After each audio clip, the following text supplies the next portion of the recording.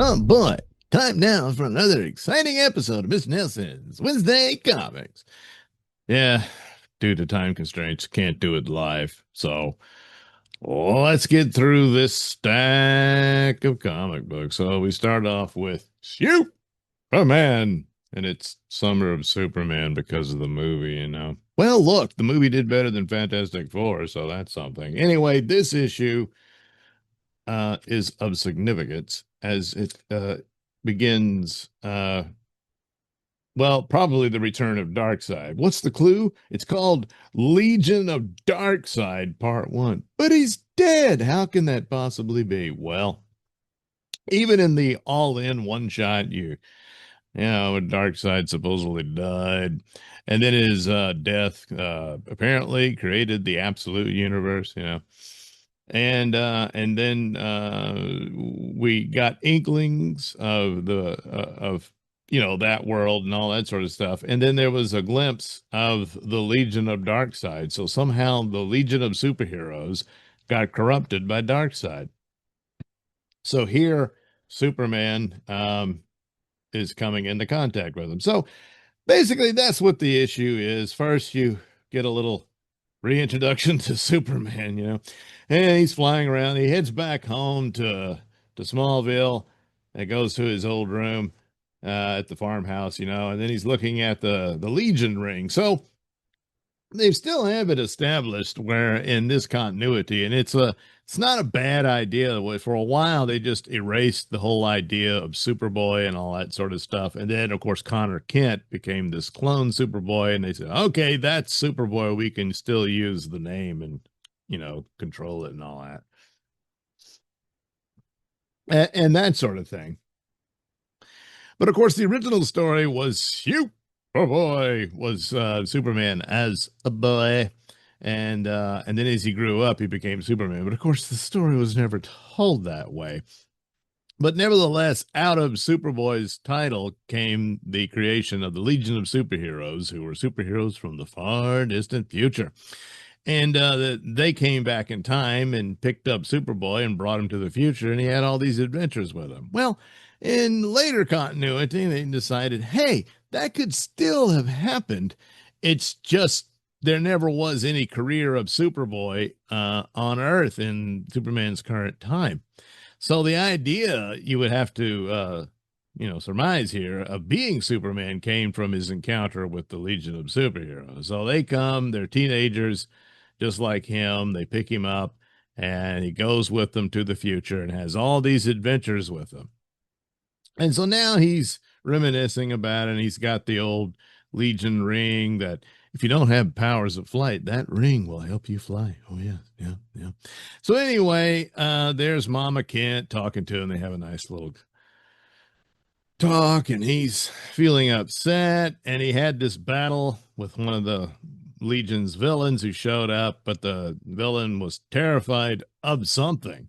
And Superman's like, what could it be? And so takes off, and suddenly, hey, look, it's Saturn Girl, but oh, she's different. She's all dressed in black, and she's got that Omega symbol. What's going on? And then he realizes, Darkseid! And it gives him a headache, so he grimaces and stuff.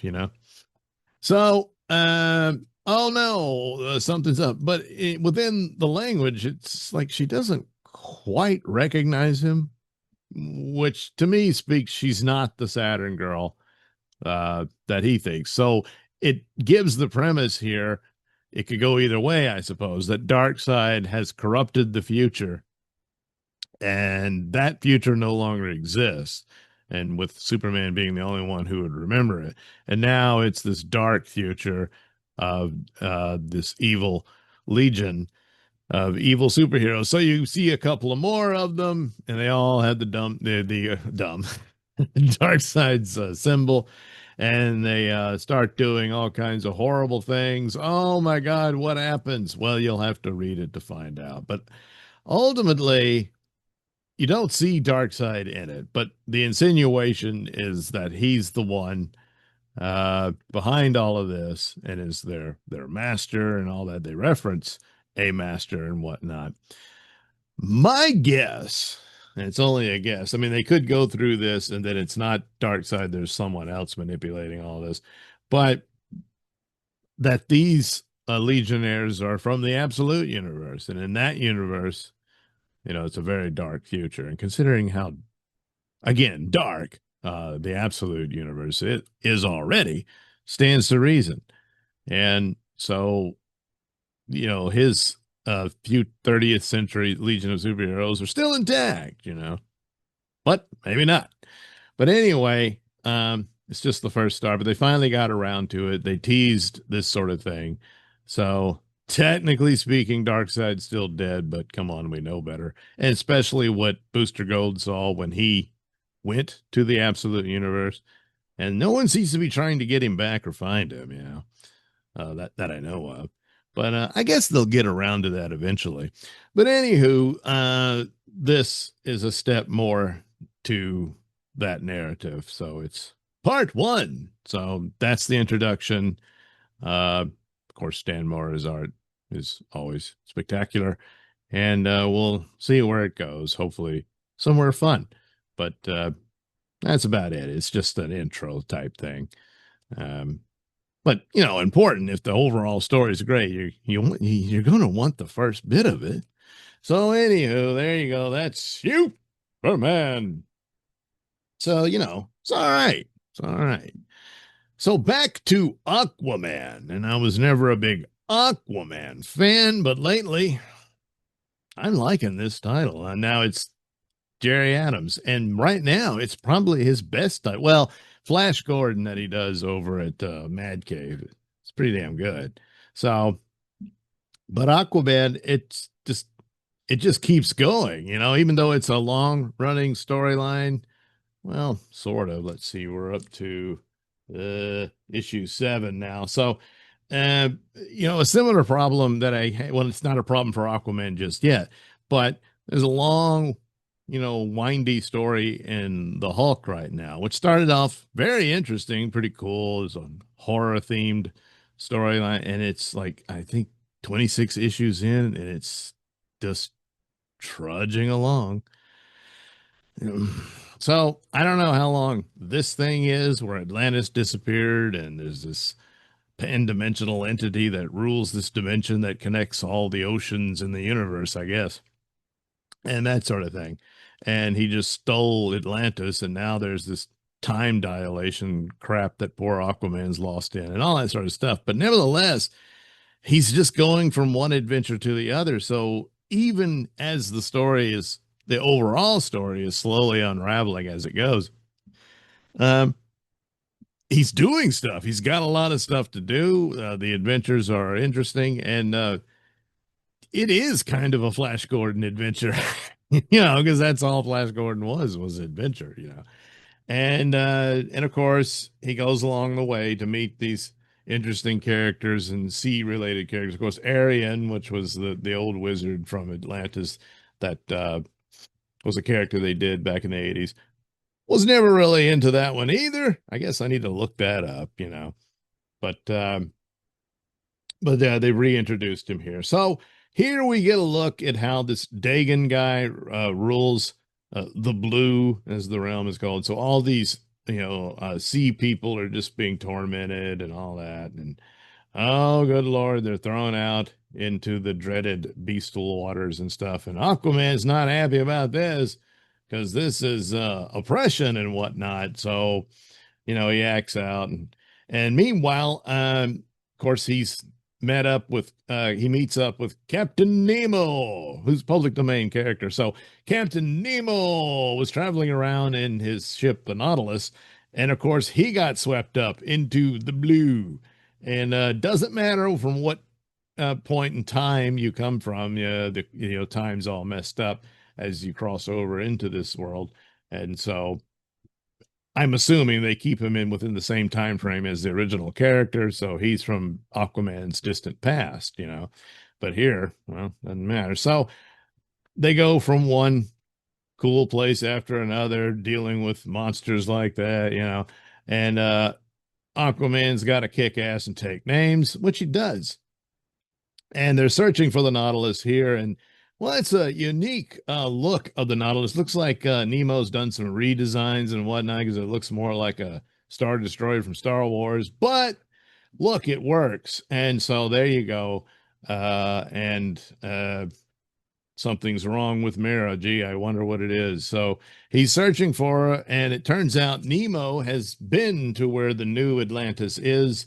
And so he's going to help Aquaman. Uh, find it. And so there you go. So he's forming a little ragtag band of heroes. So you've got Arian, Vivian, the Lady of the Lake, I assume from King Arthur legend and all that, and Captain Nemo. So, it's almost like a league of extraordinary people. Anyway, Dagon's so powerful, he's captured all these gods.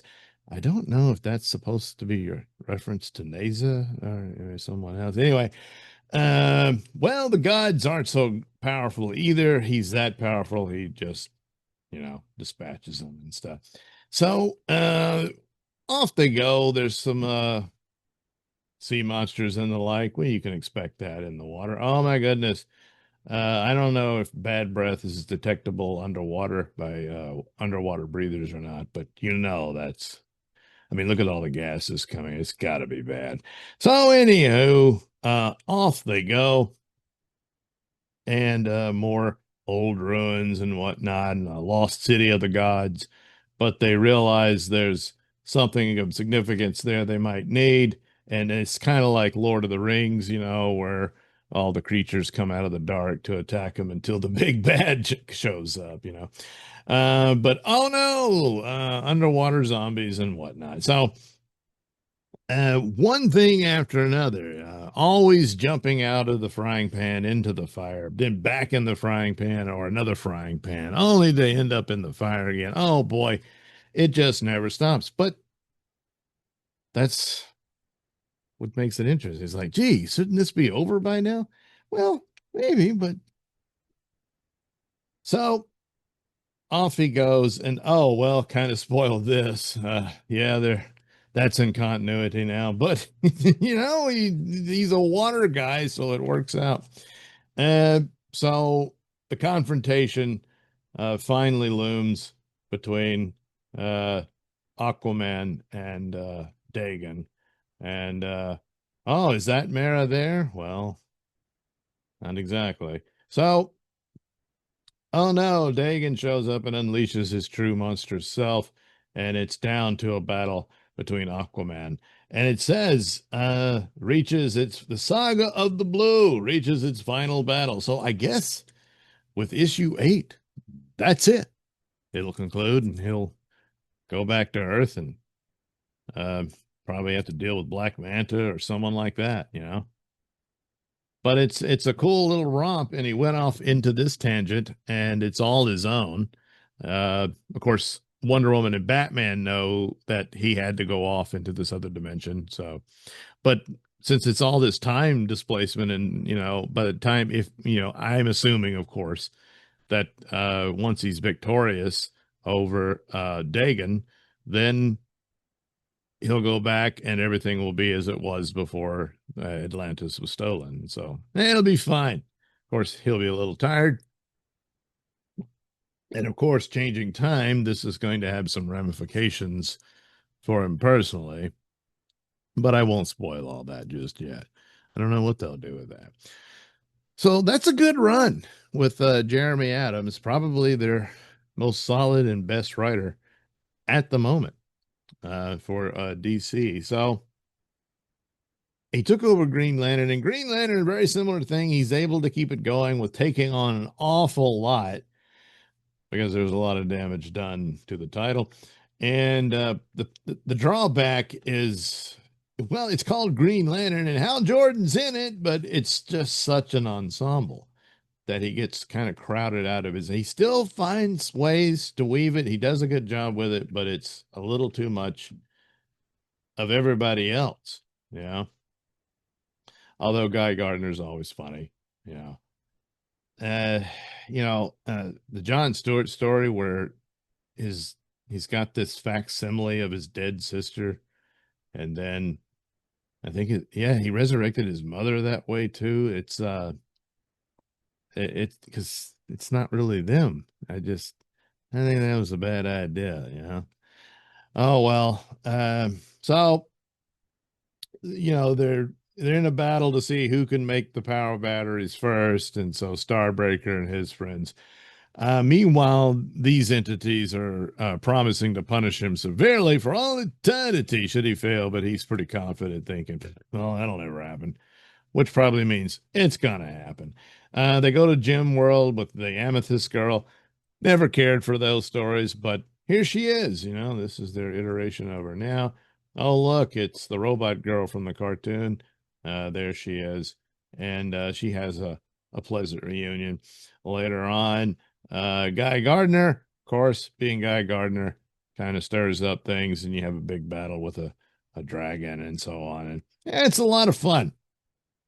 And then the White Lantern appears, so he can do his great stuff and all of that. But Aquaman has now become moved above this, I think. But once they've, I don't know, settled and restored Oa as the center of their Green Lantern Police Patrol headquarters or whatever, can settle down, and then Green Lantern can get back to battling more of his classic villains, that kind of thing. That's kind of what I'm hoping Aquaman will do.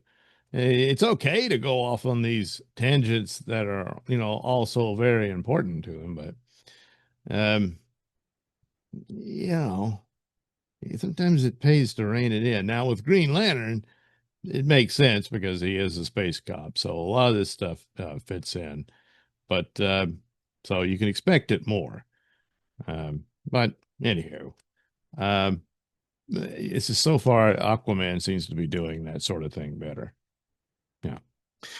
So that's it for DC. Oh well, Marvel. Where did I put it? Oh yeah. So I dipped back in to Moon Knight, and I don't know. There was a lot of stupid in it, but for a while, because Marvel is so bad that it was their best title. It probably still is for the most part. This one is just this uh it's just a full-on battle that Moon Knight takes to this Fairchild guy, but then it ends on a mysterious cliffhanger of some sort. But it's a fun romp. It's okay. Um, but what does it mean? Where does it go? Can I say I actually care? Uh, mm, not really. But maybe I'll dip in again later. But that's all I got out of Marvel. It's just a sad state of affairs. So off to the Independent. So dipped back into Space Ghost. And of course, oh man, did I do this? I always like the Jay Lee art on the covers. Um, so that's why I got that. So RoboCore kidnapped Blip. They want to use his brain patterns so that he can control all. It's kind of like the anti-life equation. You can use him to control all the minds in the galaxy. And to make sure he doesn't get any interference, of course, he sent the Council of Doom, not Legion, Council, to deal with Space Ghost. And oh boy, it looks pretty bad. They beat Space Ghost's ass and destroyed, well, almost destroyed Ghost Planet. So they're all feeling pretty good about themselves, which of course makes them arrogant and foolish. And so the kids get the better of them, and then eventually so does Space Ghost. You know it. But too late to stop the ultimate plan. So, oh no, what's going to happen? Well, you gotta head on over to their first annual. And another great Jay Lee cover. Man, look at that. That's nice.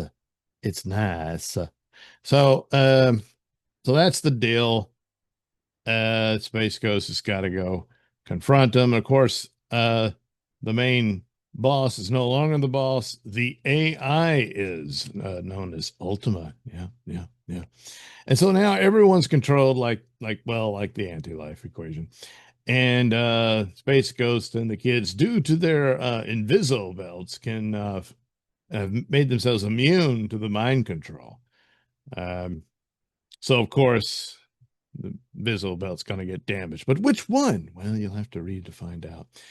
But anyway, off they go. They have this battle.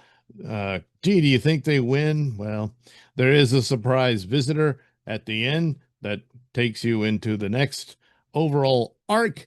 But I think the approach is as if this is seasons, TV show, and where the ultimate conclusion is the annual. But the new arc begins at the end here, and so I guess I have to keep the eyes peeled for when they start publishing new issues of Space Ghost. But for Space Ghost, and then he ended up in that talk show career in the '90s. But this simple approach, and it's fine for young readers to read, but it does have a darker edge to it, um, but not it just far enough. So, like teenagers or whatnot, it'd be fine for them to like. And it's just good. As silly as it seems, he's Space Ghost, but it just works. He's this, he's Space Batman with his Robins, his Robin and his Batgirl and his I don't know, Bat Monkey. And it's taken little twists and turns. They had that planet where the humans were becoming dumb animals, but the animals became hyper intelligent. So Bliff ended up having to take care of everything. It was kind of funny and then sad at the end because in order to save them, he had to give that up and all that sort of thing. And that was a great one. That was a great story. So things like that, not just within the spectaculars and all that and the fantasy escapism whatnot, but the crafting of the narratives within themselves and adding building on the personalities of the villains. They all got their own things, which are of course they're villains and evil and whatnot, but at the same time rather compelling. And especially Zorak is just absolutely nuts. I guess he's the Joker of the Rogues Gallery, as it were. But anyway, Space Ghost, pretty damn good. It's kind of hard to believe, but you know, it's a good read. And beats out the offerings of DC and Marvel. It just does. So the best of all, Ghost Machine's Geiger continues and doesn't have the artwork of Gary Frank, but does have a pretty good visiting artist. And that's the thing. When you can't have your main artist who's really good and really nails it, you got to have someone capable to step in. And it's the same with Mark Millar, but Ghost Machine is able to maintain this and do that very well. The artists are absolutely excellent. So we get the story of Dr. Molotov, who basically is in the position of Dr. Frankenstein here, having been responsible for creating, well, not only the monster, but his bride. It's not his bride, at least not yet. Maybe that'll happen down the road. But he's guilt-ridden by what happened. It bears responsibility for the war, and so on and so forth. That's a good scene of her in action. Pretty good. And yeah, she looks a lot better in the suit than Geiger does. And so he's under this heavy burden of guilt. He did have this father relationship to her. He's kind of was friendly towards Geiger, but now Geiger doesn't want anything to do with him, and neither does she. And so he's a broken man.